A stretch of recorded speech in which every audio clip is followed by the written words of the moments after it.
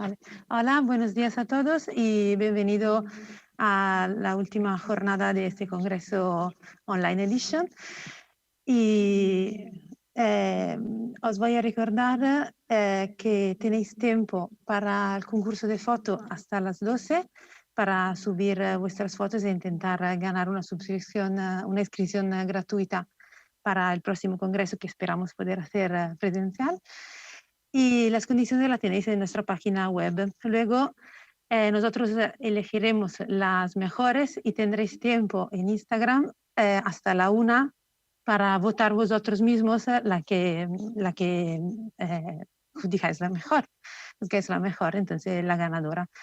Y os recuerdo que en el acto de clausuras daremos los premios de póster y charlas y también lo del concurso de foto. Entonces os invito a todos a estar presentes en el acto de clausura a la 1:30. Recuerdo también de revisar los póster para hacer preguntas y tanto para contestar a las preguntas y a las dudas que os han puesto. Por último, os quiero agradeceros para la asistencia que habéis demostrado en los días precedentes, anteriores, y espero que también hoy la asistencia sea numerosa.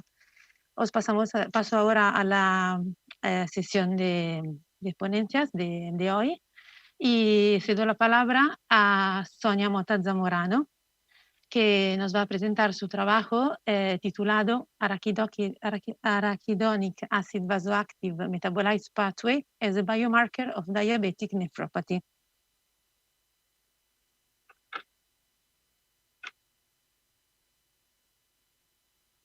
Hola Sonia, bienvenida. Hola, ¿se me ve? Sí, se te ve, se escucha. Te paso la palabra. Vale. Buenos días, mi nombre es Sonia Mota y soy estudiante predoctoral en la Facultad de Medicina de la Universidad de Extremadura. Hoy vengo a hablaros de lo que es una gran parte de mi tesis doctoral, en concreto sobre un trabajo de la vía de los metabolitos vasoactivos del ácido araquidónico como biomarcadores de la nefropatía diabética. Bueno, en primer lugar, quería empezar definiendo un poco qué es la enfermedad. La nefropatía diabética es una de las principales complicaciones secundarias de la enfermedad que estoy seguro casi todos conocéis, que es la diabetes mellitus, y se sabe que afecta casi al 40% de los pacientes diabéticos. Entre sus características principales destacan la presencia de proteinuria, que es un exceso de proteínas en orina. Además, para la enfermedad de nefropatía diabética, la principal proteína con la que suele medirse esa proteinuria es la albúmina.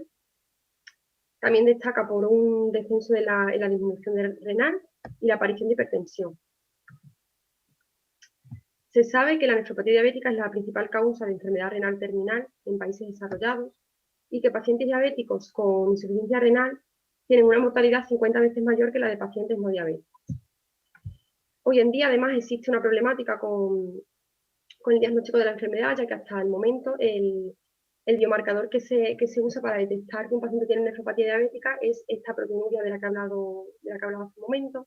Sin embargo, se ha visto que no todos los pacientes que presentan nefropatía diabética tienen este exceso de proteínas en orina. Por tanto, el hecho de que este marcador ya no sea universal para todos los pacientes y la problemática que vemos que existe a nivel global con esta enfermedad hacen tan necesario trabajos de investigación sobre la nefropatía y en especial trabajos de investigación sobre nuevos biomarcadores. En este trabajo en concreto nos hemos centrado principalmente en el metabolismo del ácido araquidónico. El ácido araquidónico es metabolizado por enzimas del citocromo P450, como son las epoxigenasas y las hidroxilasas, dando lugar a distintos eicosanoides vasoactivos, entre los que encontramos estos ETs y los HTs. En primer lugar, si estamos en estas epoxigenasas, tenemos, por ejemplo, el CYP12-8 y el CYP2J2, que lo que hacen es metabolizar el ácido araquidónico convirtiéndolo en ácidos epoxieicosaperienoicos, que son estos ETs, que a su vez son degradados muy rápidamente por el gen EPHX2 a DHETs. En concreto, nosotros hemos estudiado el 11-12 y el 14-15 DHT, que sabemos que tienen propiedades rinoprotectoras. Por otro lado, tenemos las hidroxilasas, como el CYP4F12, que metabolizan este ácido araquidónico a ácidos hidroxieicosapentaenoicos, como son los HTs. En concreto, nosotros hemos estudiado el 20-HT, que sabemos por bibliografía anteriormente publicada que tiene funciones vasculares complejas. Pues bien, con toda esta información planteamos como hipótesis de estudio que la determinación de las concentraciones tanto en sangre como en orina de estos eicosanoides podrían ser útiles tanto para el diagnóstico como la monitorización de la enfermedad. Y tomamos una serie de objetivos de estudio. En primer lugar, la determinación de las concentraciones tanto en plasma como en orina de estos eicosanoides en las dos cohortes o grupos de estudio. Por un lado tenemos una cohorte que estaría formada por individuos con nefropatía diabética y por otro lado tenemos el otro grupo de estudio que estaría formado por sujetos sin diabetes. El segundo objetivo era analizar la correlación de los niveles de estos eicosanoides con parámetros clínicos típicos de la nefropatía diabética, como será la proteinuria, en concreto la albúmina y el filtrado glomerular. Y en último lugar, estudiar si hay diferencias entre los niveles de estos eicosanoides en ambas cohortes de estudio y evaluar así su utilidad como biomarcadores. En cuanto a la metodología seguida, decir que hemos incluido en el estudio un total de 334 pacientes, de los cuales 132 son pacientes con nefropatía diabética y 202 son pacientes no diabéticos. Recogimos muestras tanto de sangre, orina y plasma y hicimos la medición de los niveles de 20HT en orina mediante ELISA y también conseguimos extraer estos eicosanoides en plasma y medimos su concentración mediante cromatografía líquida acoplada a masa. Por último, hicimos un análisis estadístico de los resultados. Pues bien, en cuanto a los resultados, en primer lugar he querido poner una tabla para destacar un poco las características demográficas y clínicas en las que nos hemos fijado para el estudio. Destacar, por ejemplo, que la edad en el grupo de pacientes con nefropatía era un poco más elevada que la de pacientes no diabéticos. El peso vemos que rondaba más o menos el mismo peso. Y también recogimos de las historias clínicas algunos datos clínicos como la historia de eventos cardiovasculares, de hipertensión, hiperlipidemia, si los pacientes eran o habían sido previamente fumadores, y también datos sobre albuminuria, filtrado glomerular y creatinina, que son los tres parámetros clínicos que nos van a hablar un poco sobre el funcionamiento del riñón. En concreto, nosotros nos hemos fijado en la albuminuria para detectar esa proteinuria y en el filtrado glomerular. El filtrado glomerular es el parámetro clínico más usado en clínica para ver el buen funcionamiento o no del riñón. Filtrados glomerulares por debajo de 60 nos indicaría que el riñón tiene algún tipo de insuficiencia renal.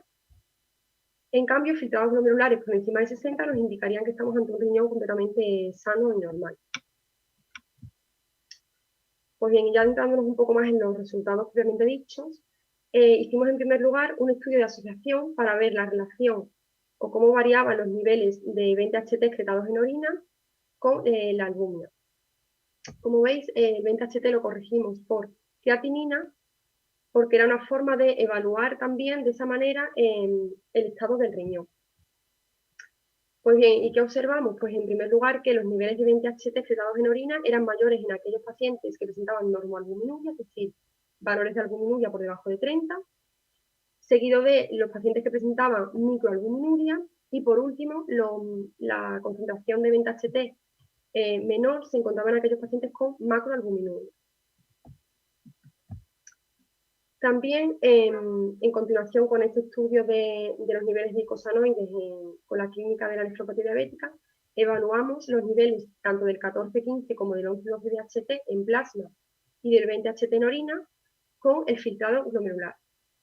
Y para los tres metabolitos vimos que efectivamente las concentraciones de estos eicosanoides eran más elevadas en aquellos pacientes que presentaban un filtrado glomerular por encima de 60, es decir, completamente normal. Y ya en los resultados en los que nos fijábamos más en la asociación de estos niveles con los grupos de estudio y por tanto con la enfermedad propiamente dicha, vimos cómo para los tres metabolitos se cumplía que teníamos unos mayores niveles de estos eicosanoides en el grupo de pacientes no diabéticos frente al grupo de pacientes que presentaban nefropatía diabética. Como vimos, todos los resultados fueron estadísticamente significativos. A continuación hicimos un estudio un poco más pequeño en el cual estudiamos la asociación de los niveles de 20HT en orina en dos subgrupos, por así decirlo. Dividimos el grupo de pacientes con nefropatía diabética en dos subgrupos. Por un lado, teníamos pacientes con nefropatía diabética proteinúrica y por otro lado pacientes con nefropatía diabética atípica, que es como se conoce a los pacientes con nefropatía diabética que no presentan esta proteinuria. Y vimos que los niveles de 20 HT en orina eran mayores en este grupo de pacientes con nefropatía diabética atípica.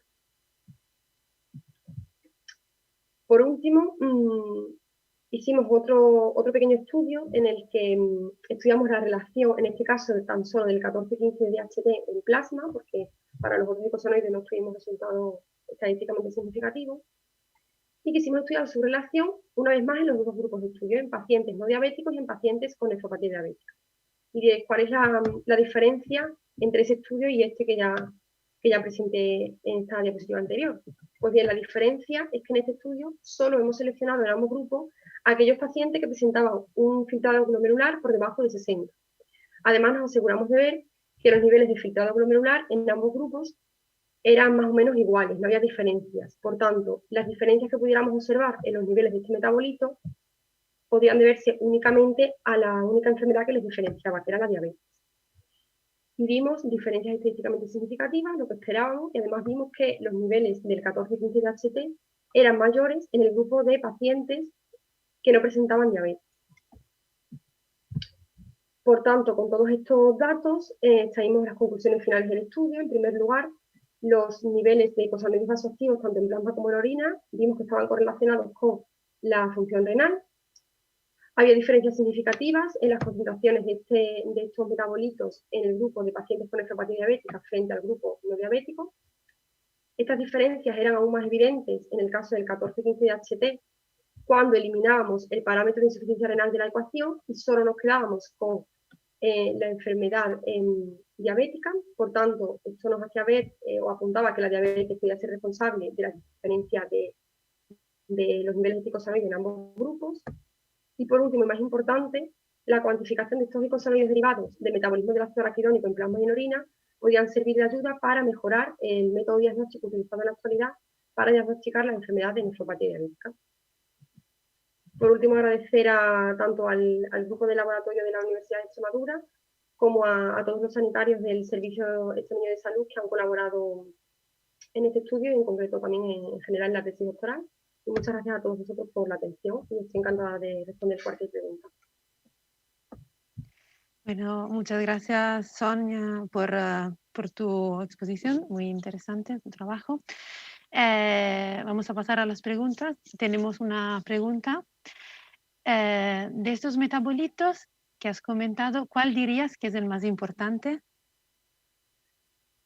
Pues nosotros sin duda hemos hecho más hincapié siempre en el 20-HT porque, como dije al principio, según lo publicado en bibliografía, incluso en estudios previos hechos por nosotros, parece ser que tiene funciones vasculares complejas. Entonces, nosotros lo que pensábamos es que, dependiendo de los niveles que tuviéramos, este 20-HT podría estar ayudando a que aparezca tanto enfermedades tipo cardiovasculares como este daño renal que vemos en presencia de hiperglucemia. Por tanto, para nosotros el más importante siempre ha sido ese, pero sí que hemos visto también que hemos obtenido resultados muy importantes para los otros dos.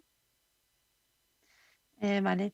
Bueno, otra pregunta que quería hacerte. ¿De normal se utilizan estos metabolitos como diagnóstico o que se va a medir en la clínica hoy en día?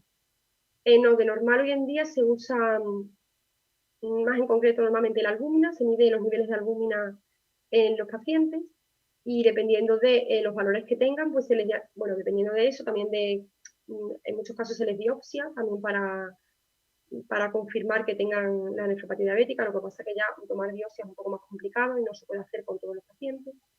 En otro caso también se ve, bueno, pues otro tipo de desgaste que tengan, por ejemplo en el ojo, la retinopatía diabética, y todos estos diagnósticos en conjunto nos hacen, todos estos parámetros en conjunto nos hacen diagnosticar la enfermedad, pero sí que se fija mucho en los valores de esta albúmina. Pero se ha visto que ya no todos los pacientes tienen esta albúmina elevada cuando tienen nefropatía diabética, por tanto, nosotros pretendemos pues, que estos ecosanoides al menos sirvan para ayudar a diagnosticar las enfermedades de la clínica, que actualmente no se usan, tan solo se han investigado un poco en in vitro y en animales, pero nada en pacientes. Vale, entonces, vuestro paso sucesivo, ¿cuál sería?